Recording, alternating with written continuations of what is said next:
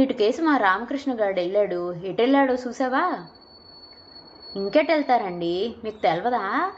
ఆ సందం మూల సెక్కే సచ్చోతి కొట్టుకాడు కూర్చొని సిగరెట్ తాగుతా కబుర్లాడుతుంటారండి. ఇప్పుడే ఆ కొట్టు శుభ్రం చేసి వస్తున్నా అంది సీత. ఏంటి, సత్యవతితోనా? దాని మొగుళ్ళేడా అక్కడ? ఆయన గారు సెంటర్లో మిషన్ కుడతాడు కదండి, పొద్దున్నే వెళ్ళిపోతాడు. కొట్టు ఈరే చూసుకుంటారు. మీ అబ్బాయి గారు మకాం అక్కడే ఎప్పుడు అంది సీత నవ్వుతూ. సర్లే, నీ నవ్వు నా ఏడుపులో ఉంది, ఇంకెళ్ళు అంది పాపాయమ్మ చిరాగ్గా.